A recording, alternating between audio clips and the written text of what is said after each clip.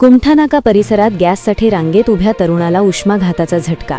शहरातील कुमठानाका परिसरात गॅस तुटवड्यामुळे नागरिकांना मोठ्या अडचणींचा सामना करावा लागत आहे। गॅस सिलेंडर वेळेवर उपलब्ध होत नसल्याने गॅस एजन्सीसमोर सकाळपासूनच ग्राहकांच्या लांबच लांब रांगा लागलेल्या दिसत आहेत। दरम्यान देशावर अमेरिका-इराण संघर्षाचे सावट असल्याने त्याचे पडसाद स्थानिक पातळीवर उमटत असल्याची चर्चा नागरिकांमध्ये सुरू आहे। गॅस पुरवठ्यावर याचा अप्रत्यक्ष परिणाम होत असल्याचेही बोलले जात आहे।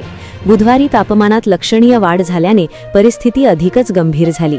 सकाळपासून गॅससाठी रांगेत उभ्या असलेल्या एका तरुणाला दुपारच्या तीव्र उन्हामुळे भोवळ आली आणि तो अचानक खाली पडला। उपस्थित नागरिकांनी तत्काळ धाव घेत त्याला मदत केली। या घटनेमुळे काही काळ परिसरात तणावाचे वातावरण निर्माण झाले होते। वाढत्या उष्णतेच्या पार्श्वभूमीवर नागरिकांनी काळजी घेण्याचे आवाहन करण्यात येत आहे।